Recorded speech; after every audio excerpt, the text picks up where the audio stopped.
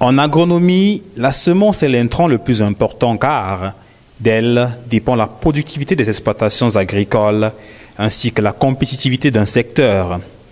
Au Cameroun, malheureusement, la demande en semences est grandissante avec une offre qui ne suit pas. Plus grave, la qualité des semences disponibles et autres matériels végétal pose très souvent un problème. Les producteurs se plaignent généralement, entre autres, d'un taux de germination très faible. Ceci est lié à l'insuffisance de la recherche au sujet de la date de péremption et, bien évidemment, de l'itinéraire technique de certaines espèces cultivées. La filière maïs est elle aussi confrontée à ce problème et la Chambre d'agriculture, des pêches, de l'élevage et des forêts en est consciente. C'est pour pallier à cette situation que le gouvernement camerounais a autorisé cette chambre consulaire à recevoir et distribuer des semences de maïs LG 345 offertes par l'Imagrin France. C'est l'Imagrin. C'est le terme que nous utilisons généralement dans le domaine de la recherche. Et la semence, ce qu'on est en train de vous présenter, c'est des hybrides de première génération. Ça signifie que on aurait pu, en d'autres termes, on aurait même pu appeler à apporter d'autres variétés, mais au départ, nous avons testé 19 variétés au Cameroun, qu'on a mis en comparaison avec des variétés de l'Irad, avec Panard, qu'on est en train de distribuer actuellement au niveau du Pigma. Et au niveau des résultats, nous avons trouvé qu'il y avait une variété qui avait un comportement transversal. C'est la LG 345. Quand je dis de comportement transversal, c'est que elle s'est adaptée, la LG 345 s'est adaptée dans les 5 zones agroécologiques du Cameroun. Vous pouvez semer ça dans la zone forestière, vous pouvez amener ça au nord, au grand nord et à l'est, même au littoral. Nous avons fait les tests dans toutes ces localités. Le rendement qui vous a affiché là, c'est 8 à 10 tonnes à l'hectare. Je voudrais d'abord apporter une précision. Quand on dit 8 à 10 tonnes à l'hectare, c'est d'abord, il faut d'abord respecter les densités. C'est à peu près peut-être soit 60 000 plants à l'hectare environ, soit un écartement de 80 cm entre les lignes. Et sur la ligne, soit vous faites un grain par poquet, écartement de 20 cm, soit vous faites 2 grains par poquet, écartement 40 cm sur la ligne. Et là, il faut également respecter les pendages d'engrais. On néglige souvent ces paramètres-là, mais ce sont un paramètre très important. Le maïs, c'est une herbe qui a une croissance limitée dans le temps. Ça signifie que si vous ne mettez pas l'engrais en temps opportun, vous n'aurez pas le rendement escompté. Donc, dans la fiche, on vous a dit que c'était le premier épandage d'engrais. On a dit à 3 semaines et 5 semaines. Parfois, c'est difficile de compter les engrais. Quand on dit 3 semaines à 6 semaines. Si on dit 3 semaines à 5 semaines, on suppose déjà à 3 semaines, il y a déjà, parce que quand on sème une graine, elle se nourrit d'abord des réserves qui sont dans la graine. Le planture se nourrit des réserves de la graine, le temps que les racines se développent. Et au fur et à mesure que les racines se développent, la plante commence à exploiter la surface qui est tout autour de la plante. C'est pour ça qu'au bout de 3 semaines, environ quand la plante a 6 feuilles bien ouvertes, on a déjà un certain nombre de racines qui peuvent déjà explorer le sol qui entoure la plante. Après, nous avons mis une dose là, 15-15-15. Si vous ne trouvez pas ça ici au Cameroun, si vous ne trouvez pas ça dans votre localité, utilisez l'engrais que vous avez l'habitude d'utiliser, le 20-10-10. C'est-à-dire vous prenez 2 sacs de 20-10-10, je crois que c'est 3 sacs 20-10-10, un sac d'urée, vous mélangez suffisamment, vous prenez une poignée de maïs, d'engrais que vous mettez, ça ne doit pas toucher la plante parce que la contenance, la teneur en urée étant très élevée, ça peut avoir un effet d'herbicide. Parce qu'il faut savoir qu'il faut mettre ça quand c'est la période humide pour que l'engrais puisse s'infiltrer. Si vous mettez ça quand il fait chaud, ça va s'évaporer. Vous mettez ça à quelques centimètres de la tige sans toucher la tige. Si vous êtes en train de faire des cultures manuelles, vous pouvez creuser légèrement à côté de la tige, vous incorporez votre engrais. Au bout de 5 semaines, environ quand la plante est à peu près 10 feuilles entièrement ouvertes, vous apportez la dernière dose d'engrais qui est essentiellement d'urée. Vous faites la même chose. Quand vous épandez cet engrais-là, faites en sorte que les 3 sacs d'urée, de 26, le sac d'urée que vous avez fait dépendre, puissent couvrir toute l'exploitation. Si bien que vous faites d'abord légèrement un premier tour et vous revenez, s'il y a là vous avez beaucoup mis, vous prélevez, vous ajoutez, parce qu'il faut que ce soit homogène. Et cette variété, la LG345, si on a dit qu'elle est précoce, comparativement à la 336 que j'ai mise là-bas, c'est qu'au bout de 80 jours, le stade laiteux, c'est-à-dire que la graine a déjà une contenance que vous pouvez déjà couper votre maïs au bord du feu. Vous mettez au bord du feu, vous pouvez déjà le couper. À 90 jours, nous avons déjà la maturité physiologique, c'est que le maïs est mûr. À 100 jours, vous avez déjà la maturité, ce qu'on appelle la maturité commerciale. Le taux d'humidité a déjà suffisamment baissé. Si bien vous pouvez déjà récolter votre maïs et vous le mettez là où vous allez continuer à le sécher. Nous avons conseillé la LG345 à la CAPEF parce que en première, c'est la deuxième campagne. La première campagne est souvent très délicate. Elle finit d'abord cette fois-ci, on n'a pas connu de répit entre d'avril et février. C'est la 345, c'est dessèche facilement pour récolter ça très vite. C'est-à-dire que la tendeur en eau baisse facilement pour récolter, pour aller conserver à l'écart et continuer à sécher à l'ombre.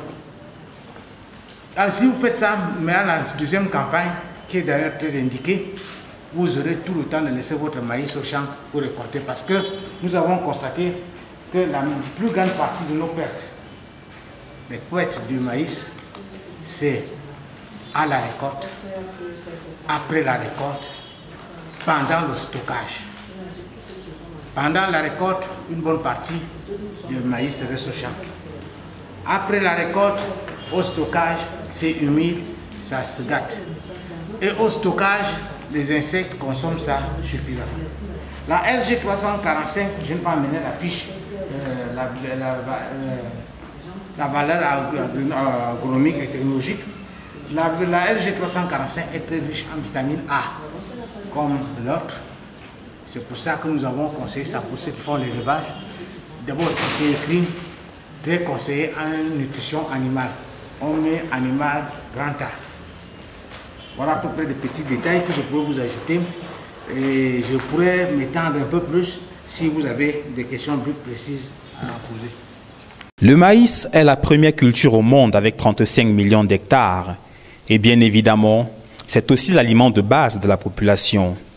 Avec ces semences LG345, le Cameroun pourrait véritablement reconquérir des parts dans cet important marché.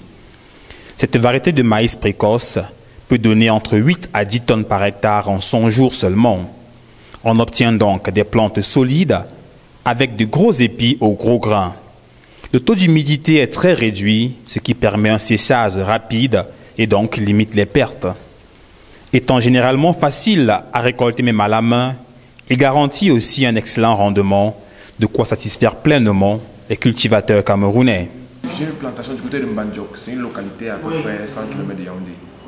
Donc je voulais savoir, est-ce que l'épandage d'engrais, est-ce que la fertilité, est-ce que la fertilisation du sol ne dépend pas plutôt de la fertilité du sol à la base? Est-ce qu'on devrait, quelle que soit la fertilité du sol, se dire on va mettre 2 sacs de 20-10 et 1 sac d'engrais, comme ça par défaut? Quand je faisais mes études d'agronomie, on utilisait le maïs comme plan de test de fertilité. Et si vous attendez voir la carence sur la plante, il se fera tard. Prévoir vaut mieux que guérir. Et si vous voulez voir le test, vous voulez faire le test de fertilité, il faut une analyse du sol. connaître les éléments qui manquent effectivement. C'est pour ça qu'on préconise, on vous dit de mettre le maïs, faire l'épandage d'engrais dès à 6 feuilles et à 10 feuilles, 3 semaines, 5 semaines. S'il faut faire des analyses de sol, il faut d'abord faire une analyse qui va coûter très cher. J'étais au CIRAD qui était en train de faire, voulait faire la carte des sols. On m'a renvoyé à l'université de Tchang pour contacter le département des sols. Et ça coûte extrêmement cher. Sauf si on a déjà fait des analyses de sol dans votre localité, là où vous pouvez faire ces analyses-là. Moi j'ai un souci, ça c'est à la fin de tout le processus. Lorsqu'on récolte, est-ce que vous avez des méthodes conseillées pour le séchage? C'est-à-dire comment sécher le maïs et peut-être comment le conserver plus longtemps? Je t'arrête dans l'agriculture, j'aime faire le sud. Je crois que dans le projet maïs, on a préconisé vous puissiez construire des cribs. Des cribs dans des zones adaptées et les orienter comme il le fallait. Mais la première des choses, il faut récolter le maïs quand la teneur d'eau est déjà très faible. On dit qu'il faut aller à 100 jours. Si vous pouvez aller à 100 jours, vous prenez, vous craquez votre maïs, vous allez sentir que c'est sec. Parce que si vous, la teneur en eau est encore au niveau de 20, 30, vous ne pouvez pas avoir un bon maïs. C'est le premier secret, récolter quand c'est vraiment sec. Et vous, il y a vos collaborateurs, vos encadreurs locaux qui peuvent vous aider à construire des cribs. On peut vous indiquer des produits de conservation, mais là, moi, je n'indique pas beaucoup de produits de conservation. Parce qu'on ne connaît pas le marché. Vous allez vendre votre maïs à qui? Peut-être le monsieur est très exigeant sur la qualité du maïs que vous allez vendre. Peut-être le produit de conservation qu'on va vous conseiller peut laisser des traces dans le maïs et que ce monsieur, quand il va l'utiliser, il pourra trouver ces traces-là. Il ne pourra pas, il va plus accepter votre production. C'est pour ça qu'il faut d'abord connaître le marché, là où vous vendez votre maïs, la qualité, les normes de ce marché. Si vous connaissez déjà les normes de ce marché, et si c'est autorisé, vous puissiez utiliser les insecticides et d'autres intrants, vous pouvez le faire. Nous avions le problème d'écoulement. Parce que chaque fois que nous venons ici, on nous donne les semences, mais pour les écouler. Bon, quand vous nous donnez les semences, il était mieux que vous nous certifiez que oui. Bon, en vous donnant les semences, nous voulons vous enlever de la pauvreté. Bon, nous-mêmes, nous allons prendre les mesures adéquates pour les écouler parce qu'à la Haute-Sanaga, nous avions les zones enclavées. Il y a certains qui arrivent, ils sont encore dans le train parce que le train n'est pas réarrivé. Moi, j'étais obligé de venir sur cas de Minta pour ici. D'autres sont encore dans le train, là où la route ne passe pas. Bon, vous voyez donc, c'est bien beau quand vous nous donnez comme ça, mais pour donc écouler, c'est cette servitude que nous voulons, que si vraiment, tel que vous connaissez le marché, parce que vous n'êtes pas un amateur, vous êtes déjà un homme assis sur ces domaines, parce que quand vous sortez déjà les semences, vous savez déjà où mettre la main pour aider les producteurs à écouler. Je vous remercie. Je crois que Madame Elisa est encore là. Vous pourrez lui poser la question. Mais moi, je pourrais vous dire, parce que de temps à autre, je fais d'autres travaux, j'ai eu à suivre certaines coopératives encadrées par le PIDMA à travers tout le Cameroun. J'ai eu à suivre, c'est un problème qui s'est posé franchement. Je suis arrivé au nord, je vais prendre à peu près l'expérience que j'ai eue au nord. J'ai trouvé que là-bas le sorgho passait très vite parce que Guinness achetait. Mais malheureusement, il n'arrivait pas. Le sorgho n'était pas adapté ici. On produisait également beaucoup de maïs, mais pour le transporter de l'extrême nord, du nord, pour l'amener chez les provendiers, c'était souvent assez difficile. C'est pour ça que il est parfois bien de s'organiser en filière, comme on vous conseille, la filière maïs. Et quand on est organisé en filière maïs, ça peut être une coopérative. Et le plus souvent, quand on s'engage une culture, c'est pour ça que je dis aux gens, vendre avant de produire. On vend ce qu'on produit. avant de produire. C'est que vous cherchez d'abord votre marché. Vous connaissez à qui vous allez vendre. Mais qu'est-ce qui se passe d'expérience vécue dans notre cher pays? Nous avons eu une attitude des projets. Qu'est-ce qui arrivait? On dit projet maïs. Tout le monde est dans le maïs. On dit projet soja. Tout le monde est dans le soja. Projet bananier. Tout le monde est dans le projet bananier. Projet manioc. Tout le monde est dans le manioc. On produit parce qu'on a dit que c'est un projet. On ne produit pas parce qu'on ne connaît pas. Parce qu'on connaît là où on va. Présent en Afrique depuis de nombreuses années, sur le marché des semences potagères particulièrement, l'Imagran développe désormais ses activités semences de grande culture. Elle s'intéresse principalement au maïs, mais aussi à d'autres secteurs. De l'avis des principaux bénéficiaires, il est clair que ces semences sont une aubaine dans un contexte où le rendement était en chute libre. Actuellement, le maïs, les anciennes variétés, nous avions dans les 4 hectares, dans les 4 tonnes à l'hectare. Maintenant, avec la nouvelle variété que vient de nous octroyer l'Imagran, nous sommes dans les 8 à 10 hectares, 8 à 10 tonnes. Par le passé, nous avons eu beaucoup de difficultés à avoir des bonnes semences, des semences de qualité. Notamment, il nous était difficile d'avoir des semences qui nous viennent par exemple du Minadère, des semences Pana qu'on est en train de distribuer. Bon, les circuits étaient un peu fermés. Nous pouvions entendre à la radio, à la télévision qu'il y a des distributions, mais ce n'était pas aussi clair comme nous l'avons vu ici à la Chambre de l'Agriculture avec le programme du Maca. Donc, pour nous, c'est une fois de plus une remotivation pour que nous puissions. Ça nous montre que nous sommes dans le bon chemin. Ce que je peux dire par rapport à la distribution des semences améliorées, c'est que nous allons faire l'expérience et c'est au terme de cette expérience-là que nous allons avoir une meilleure idée par rapport à la qualité de cette semence, mais quand même nous avons été édifiés sur l'itinéraire technique, déjà sur les différentes étapes de la plantation à la récolte, puis séchage et même dans un certain sens l'écoulement sur le marché. Donc pour me résumer, je peux dire simplement qu'on aura une meilleure impression ou un meilleur avis à la fin de toutes ces étapes. Les semences ont été distribuées gratuitement. Par rapport à la distribution des engrais, je me rends compte que ce n'est pas de la phase comme on a l'habitude de le voir. La distribution a bel et bien eu lieu et elle était gratuite parce que j'ai eu mon package sans débourser aucun frais. Et puis avec la Chambre d'agriculture, on s'est rendu compte qu'il est préférable que chacun de nous essaie de s'y mettre pour que l'agriculture de notre pays puisse évoluer. Parce qu'on se rend compte les uns et les autres, chacun se dit voilà, je vais être dans un bureau quelconque. Mais la meilleure solution est que chacun essaye de faire sa pépinière et puis sa petite plantation au moins pour nourrir sa propre famille, même si ce n'est pas pour la commercialiser. Mais il est préférable que chacun s'y mette et que cette distribution soit vraiment là et que la terre de nos ancêtres puisse nous nourrir, puisque les gens préfèrent acheter maintenant des nourritures conditionnées, on ne sait pourquoi. Je suis Karine Adela, entrepreneur social. J'ai créé une association, Asenia, qui aujourd'hui, je peux dire, est centrée sur la promotion du consommé local.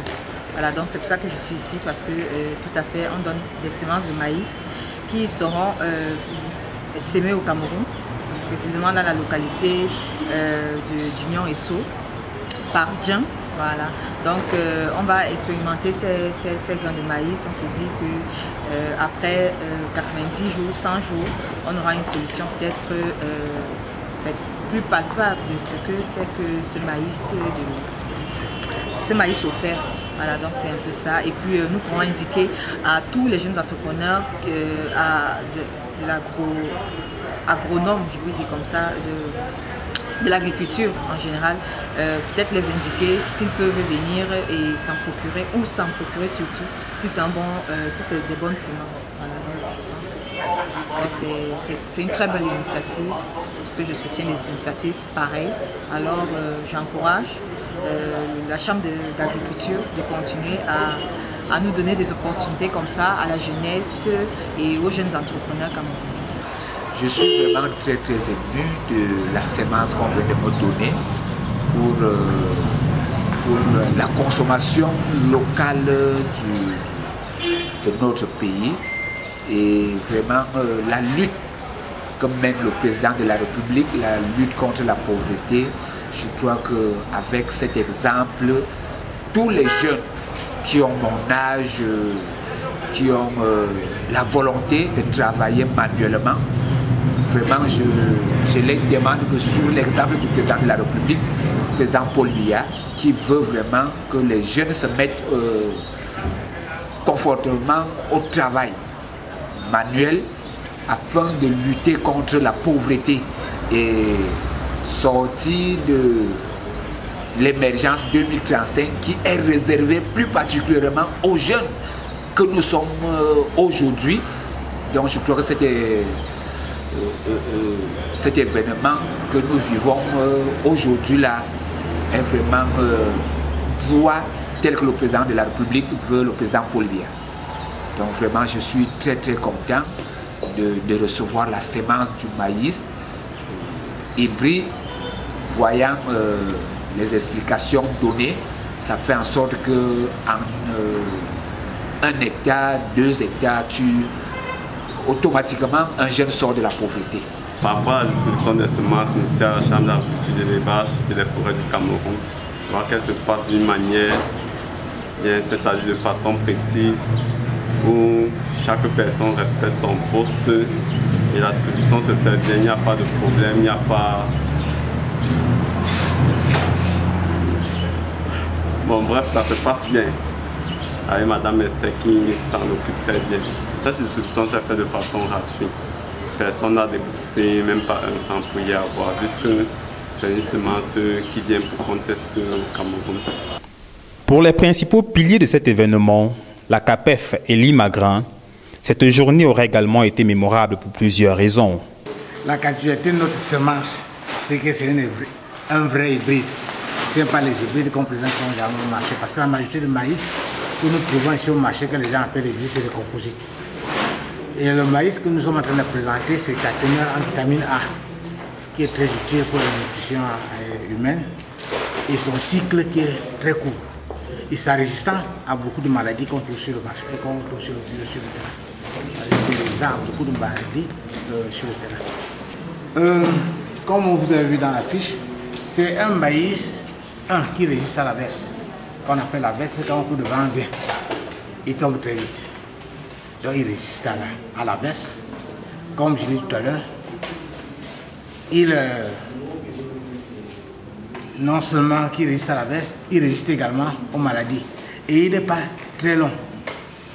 Parce que vous voyez, quand le maïs est très long, la récolte mécanisée est assez difficile. C'est une taille moyenne. Le niveau d'insertion des épis, c'est bas. Et l'écart entre l'insertion de l'épi et la panicule n'est pas très élevé, si bien que le problème de fécondation ne se manifeste pas. Parce que quand il y a un très grand écart, si bien pour que le pollen vienne féconder les ovules, c'est soit assez difficile, mais cet écart-là n'est pas très consistant. Nous recevons habituellement des semences de maïs de notre ministère de tutelle qui, avec ses services spécialisés, nous distribue des semences à haut rendement. Le haut rendement au Cameroun varie entre 1,5 tonne jusqu'à maxi 4 tonnes à l'hectare. Ça dépend des variétés, si c'est les variétés panard ou des variétés de semences jaunes. Maintenant, nous nous sommes rendus compte que au bout de 4-5 ans, les rendements en maïs ne se sont pas améliorés. C'est-à-dire que nous les recevons gratuitement et à travers des coopératives agricoles, nous les mettons à disposition des producteurs. Donc ces semences-là n'ont pas donné les résultats escomptés. Pire encore, il y a 2 ans, nous avons reçu des semences qui n'ont pas germé. C'est-à-dire que ça a bien poussé, mais ça n'a pas germé et ça a été une catastrophe au niveau national. Donc c'était un problème généralisé. On nous avait fait comprendre que des professionnels avaient été sélectionnés pour apprendre à multiplier la semence au rendement. Et ça a été un scandale parce que ceux qui ont été formés à ça ont reçu des semences qui n'étaient pas de bonne qualité, selon eux. Donc nous avions décidé de ne plus faire, dans certaines zones, nous avions décidé de ne plus distribuer ces semences parce qu'on a eu vraiment des problèmes avec les producteurs. Vous savez, quand vous vous investissez dans la filière, dans une filière agricole, c'est quand même pour qu'elle vous rapporte de l'argent.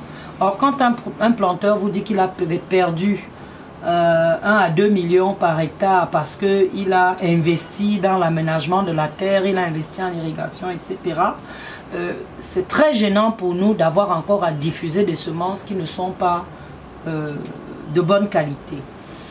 Alors, lors d'un séminaire au Congo, nous avons rencontré l'Imagrin France, dont je crois vous avez la plaquette, qui est une coopérative française qui s'est lancée dans la multiplication des semences améliorées. Et ils ont avancé dans la recherche avec plusieurs pays, notamment le Zimbabwe, qui a réussi à travailler avec eux sur sur des spécificités qui ont eu des rendements de plus de 18 tonnes à l'hectare. Actuellement au Zimbabwe, les producteurs arrivent à mettre des parcelles qui ont un rendement de 18 tonnes à l'hectare. Bon, c'est ça qui m'a intéressé et j'ai approché ces personnes. Je leur ai demandé de venir aussi au Cameroun voir comment est-ce qu'on pouvait développer cette semence ici sur place. Donc pendant 2 ans, ils ont pris toutes les dispositions, ils se sont conformés à la réglementation, aux méthodes, c'est-à-dire aller rencontrer le ministère de l'Agriculture, demander les autorisations, faire les tests dans les différentes régions, dans les zones agroécologiques du Cameroun et sélectionner des variétés qui correspondent à nos difficultés terrain. Maintenant, ils ont eu des résultats probants qui allaient par certaines zones, quand c'était maltraité, de 8 tonnes à l'hectare, jusqu'à 12 ou 15 tonnes dans certaines autres régions. Évidemment, ce sont des tests laboratoires avec la recherche. Mais maintenant, nous, en milieu paysan, la distribution que nous avons faite aujourd'hui sur l'ensemble du territoire camerounais, c'est pour que ces variétés soient testées maintenant en milieu paysan pour qu'on voit réellement si les rendements escomptés entre le partenaire et la recherche camerounaise vont être les mêmes en milieu paysan. Ça veut dire quoi? Est-ce qu'ils vont respecter les itinéraires techniques? Est-ce qu'ils vont respecter le traitement? Est-ce qu'ils vont respecter le planting, etc. jusqu'à la récolte? Donc voilà de manière générale la raison de la distribution de ces premières semences test ici. Pour ceux qui seraient dubitatifs, ils doivent savoir que ce n'est pas en France que cette semence a été développée. Bien, voilà, c'est qu'elle a été développée en Afrique du Sud, au Zimbabwe, au Congo, qui ont plus ou moins les mêmes particularités de sol que nous, dans certaines zones, et aussi en Thaïlande, parce que c'est la Thaïlande qui a été le premier pays, je crois, à recevoir, du moins selon l'Imagrin France, à recevoir cette variété. Et c'est de la Thaïlande que ces semences améliorées nous parviennent. Évidemment, si à terme, nous arrivons à nous rendre compte que le rendement escompté est là, est au rendez-vous, que nous arrivions à nous rendre compte que la culture est bien assimilée, à ce moment-là, nous allons intensifier la collaboration avec l'Imagrin France pour, pourquoi pas, nous-mêmes produire ces semences localement. Nous allons le soumettre, ce projet, à notre ministère de tutelle, afin que les dispositions soient prises pour que ce soit effectif. Mais on ne peut pas se lancer dans la recherche maintenant parce que ça coûte cher. ça coûte cher, ça demande des investissements lourds. Donc il faut d'abord qu'on se rassure que ces variétés ont le rendement escompté. Le besoin en maïs est énorme parce que si vous n'avez pas de maïs, vous ne pouvez pas faire l'élevage. Ça, c'est le premier problème. Le deuxième problème, vous suivez les actualités avec les problèmes dans la zone du septentrion, les problèmes de famine qui s'intensifient, les problèmes de guerre que nous avons dans le sud et la sécheresse. Donc vous voyez, quand le maïs manque, comme le soja, c'est une catastrophe. Parce que ça a pour effet d'augmenter le prix de la volaille, par exemple. Donc ça, c'est un problème patent. Si vous visitez des fermes aujourd'hui, des fermes agricoles, vous allez vous rendre compte que tous ceux qui étaient dans l'activité de volaille ont pratiquement fermé. Parce qu'ils ne peuvent pas nourrir leur élevage. Ça, c'est la première chose. La deuxième chose, la consommation humaine. Aujourd'hui, toutes les bouillies, les céréales pour enfants, pour ceux qui n'ont pas les moyens d'aller acheter des marques importées. Vous savez que les farines infantiles, la base de notre alimentation, c'est soit la farine de manioc, soit la farine de maïs. Et comme le manioc a des moments où il manque, la farine de maïs pour un enfant est un très bon palliatif. Donc vous voyez les impacts que cela a sur l'alimentation quotidienne, quoi. Nous avons reçu, avec les décalages de livraison, les retards qui ne nous ont pas permis de gérer cette campagne en cours. Et il faut suivre le calendrier pluvial. Or, les semences que nous avons là sera pour la prochaine campagne pluviale. Je crois que le taux de germination ne sera pas affecté selon les assurances que nous a donné le partenaire. Nous avons sélectionné combien de personnes? Nous avons sélectionné tous les volontaires qui ont été d'accord de se lancer dans cette culture expérimentale. Parce que pour l'instant, c'est expérimental pour nous, producteurs. Même si la recherche a donné l'accord à l'Imagrin, il faut savoir que pour nous, c'est expérimental. Parce qu'il y a certainement des techniques nouvelles qu'on devra apprendre pour avoir le rendement escompté. Je vais vous donner un exemple bête. En Italie, par exemple, ils sont déjà à 40 tonnes de maïs à l'hectare en rendement. Il y a en Afrique du Sud, ils sont à 28 tonnes par hectare.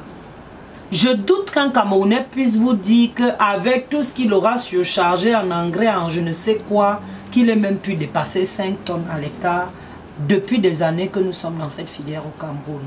C'est pour vous donner juste des modèles de comparaison.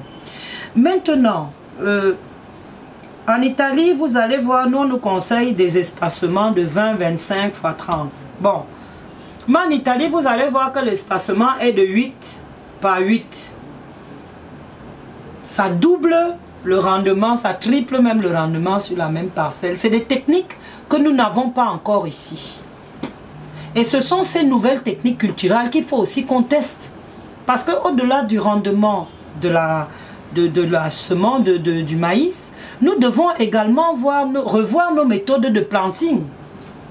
On nous a dit qu'il faut respirer, laisser la plante respirer au milieu, mais ça coûte cher. Parce qu'il faut pouvoir nettoyer. Ça coûte de l'argent.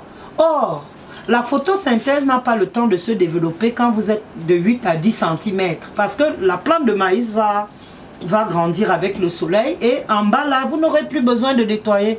Vous voyez que vous gagnez en temps. Vous gagnez en main d'œuvre. Parce que nous ici, c'est de la main d'œuvre qu'il faut prendre en plus. Et vous doublez ou triplez le rendement à l'hectare. Donc ceux qui ont été sélectionnés, c'est sur l'ensemble du territoire camerounais, sans discrimination, c'est-à-dire les volontaires. Toutes les régions ont été concernées par cette expérimentation. On va voir si le rendement escompté est bon. L'Imagrin et France et disons Start Agri, leur filiale locale, et les ingénieurs agronomes de la Chambre d'agriculture, certainement avec les services du ministère de l'Agriculture, vont maintenant se déplacer dans les différentes parcelles pour voir comment se comporte la semence. Est-ce que la méthodologie a été bien comprise? Et on va donc attendre les résultats de ce produit. Si les résultats sont vraiment porteurs, je crois qu'on va s'y engager à 1000%. Parce que là où il y a le maïs, il y a l'élevage qui décolle, il y a beaucoup de choses qui décollent. Les heureux bénéficiaires de ce don ont été sélectionnés sur l'ensemble du territoire camerounais. Outre la nécessité d'être parmi les premiers inscrits, la seule condition exigible était d'avoir au moins 1 hectare de terre cultivable. Étant donné le nombre de bénéficiaires et la saison s'y prétend, on peut s'attendre à voir dans quelques mois un frémissement remarquable au niveau de la production nationale de maïs. Vivement le temps des récoltes.